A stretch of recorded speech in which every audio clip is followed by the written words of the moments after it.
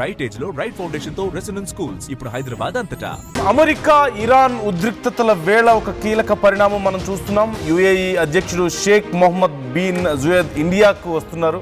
ఇవాళ భారత్కు బిన్ జయద్ చేరుకుంటారు. ప్రధాని మోదీతో ఒక కీలక భేటీ ఉండబోతోంది. రెండు దేశాల భాగస్వామ్యం మరింత బలోపేతం చేసే లక్ష్యంగా ఈ చర్చలు ఉండబోతున్నాయి.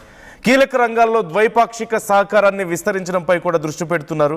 రక్షణ, ఆర్థిక, వాణిజ్య రంగాలపై కీలక ఒప్పందాలు ఉండబోతున్నాయి. ప్రపంచవ్యాప్తంగా ఇప్పుడు ఈ భేటీ, మోదీ జుయద్ భేటీ చర్చనీయాంశంగా మారింది. ఓ పక్క అమెరికా ఇరాన్ ఉద్రిక్తతలు కొనసాగుతున్న వేళ మరోవైపు అరబ్ కంట్రీస్ భారతదేశానికి దగ్గరవుతున్న పరిస్థితి మనకు కనిపిస్తోంది.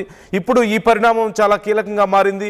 రెసిడెన్స్ స్కూల్స్ తో మంచి చదువుతో పాటు all round development. Right age లో రైట్ ఫౌండేషన్ తో రెసిడెన్స్ స్కూల్స్ ఇప్పుడు హైదరాబాద్ అంతటా.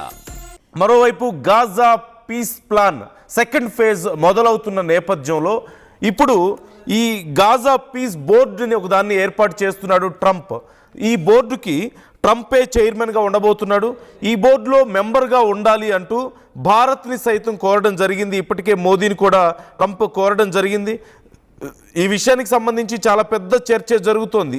దీంట్లో అసలు ఎవరెవరు మెంబర్స్గా ఉంటారు అనేది చాలా కీలకమైనటువంటి అంశంగా మారింది. As per the White House details చూస్తే దిస్ బోర్డ్ ఆఫ్ పీస్, దీంట్లో ఎవరెవరు ఉంటారు? US secretary of state Marco Rubio, అలాగే former British prime minister Tony Blair, Trump's special envoy Steve Witkoff, అలాగే World Bank president Ajay Banga and Trump's son in law Jared Kushner, వీళ్ళందరూ కూడా మెంబర్స్గా ఉంటారు. దీనికి చైర్మన్గా ట్రంప్ ఉంటారు. ఇప్పుడు గాజా పీస్ ప్లాన్కి సంబంధించి సెకండ్ ఫేజ్ వర్క్కి సంబంధించి ఇప్పుడు వర్క్ నడుస్తుంది.